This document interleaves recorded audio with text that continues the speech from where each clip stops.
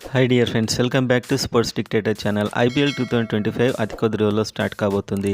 ఎన్నడూ లేని విధంగా సన్ రైజర్స్ హైదరాబాద్ అయితే ఈసారి ఇంజురీస్తోని చాలా ఎక్కువగా బాధపడుతుంది. అంటే ఈ ప్లేయర్స్ అందరూ ఐపీఎల్ ఆడారని కాదు, కానీ ఎంతో కొంత ఇంజురీ సమస్యతోనైతే బాధపడుతున్నారు. వాళ్ళు సెట్ కావడానికి కాస్త టైం కూడా పట్టవచ్చు ఐపీఎల్లో.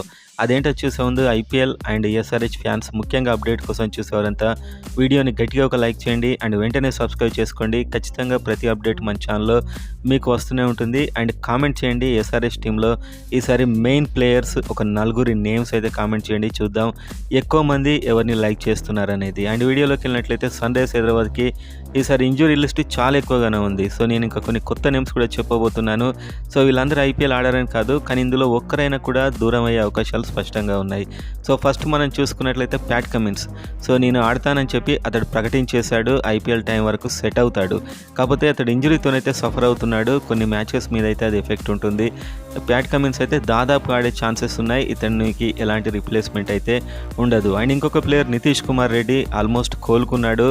ఇతడు కూడా ఇంజురీ బారిన పడడం అనేది కొన్ని మ్యాచెస్ వరకు ఎఫెక్ట్ చూపించవచ్చు. కాకపోతే ఇతడు ఐపీఎల్ ఆడే అవకాశాలు 90% కంటే ఎక్కువగా ఉన్నాయి. అండ్ ఇంకో ప్లేయర్ మొహమ్మద్ షమి ఆల్రెడీ ఆడుతున్నాడు, థర్డ్ ప్లేయర్, కానీ ఇతడు కొద్దిగా ఇంజురీతో ఇప్పటికి కూడా బాధపడుతున్నాడు. సో ఇతడు కూడా ఈ ఛాంపియన్స్ ట్రోఫీలోనే ఫుల్ రిథంలోకి వచ్చేస్తున్నాడు ఆల్మోస్ట్. అండ్ ఇంకొక ప్లేయర్ కొత్తగా ఇంజూరీ అయినటువంటి బ్రైడన్ కార్స్. సో ఇతని ఇంజురీ కాస్త పెద్దదని తెలుస్తుంది. అయితే రిప్లేస్మెంట్ ఇతనికి అయ్యే అవకాశాలు కూడా ఉన్నాయి. సో నేను చెప్పాను 3 నేమ్స్. అది కాకుండా ఇంకొక నేమ్ కూడా ఉంది. అతడు చాలా మంచి ప్లేయర్, అదేంటో ఈ వీడియోలో కాసేపు అయ్యాక చూద్దాం. అండ్ ఆ తర్వాత హెన్రిచ్ క్లాసెన్, ఇతడు కూడా ఇంజురీతో బాధపడుతున్నాడు. హెన్రిచ్ క్లాసెన్ మెయిన్ ఈసారి ఎస్ఆర్హెచ్ టీంకు. డెఫినెట్గా ఎస్ఆర్హెచ్లో హెన్రిచ్ క్లాసెన్ ఆడాల్సిందే, ఎందుకంటే అంతటి ప్లేయర్ ఇతను. ఎక్కువ డబ్బు ఈసారి ఎస్ఆర్హెచ్లో ఇతడికే. సో ఇతడైతే తిరిగి వస్తాడని మనం ఖచ్చితంగా కోరుకుందాం. అండ్ పెద్ద ఇంజురీ కూడా ఏం కాదని తెలుస్తుంది ఇతంది. అండ్ ఇంకో ప్లేయర్ సిమర్జీత్ సింగ్. సో ఇతడైతే ఎస్ఆర్హెచ్ ఈసారికి ఉన్నటువంటి ప్లేయర్. పెద్ద అవకాశాలు వస్తాయా లేదా అనేది టోర్నమెంట్ స్టార్ట్ అయ్యాక తెలుస్తుంది, కానీ ఇతడు ఇంజురీతోనైతే బాధపడుతున్నాడు. అండ్ ఇంకో ప్లేయర్ జిషాన్ అన్సారీ. సో చాలా కొత్త ప్లేయర్ ఇతడు, ఎక్కువ ఇంటర్నేషనల్ మ్యాచెస్లో ఎవరు చూడలేదు. మంచి స్పిన్నర్, ఇప్పుడే అప్కమింగ్ స్పిన్నర్, కానీ ఇతడు కూడా ఇంజురీతో బాధపడుతున్నాడు.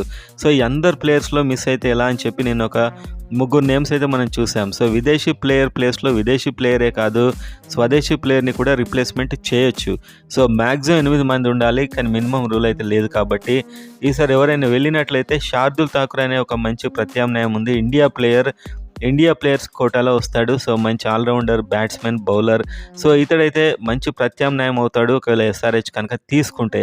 ఎందుకంటే లోవర్ ఆర్డర్లో ఇతడు ఒక ఫినిషర్ పాత్రలో కూడా కొంచెం బిగ్ హిట్టింగ్ చేయగలడు. బ్యాటింగ్లో బాగా ఆడుతున్నాడు ఈ మధ్య. సో నాకు తెలిసి ఎవరైనా మిస్ అయినట్లయితే షార్దుల్ ఠాకూర్కి వెళ్తే చాలా బాగుంటుంది. ఎస్ఆర్హెచ్ టీమ్ స్ట్రాంగ్ అవుతుంది.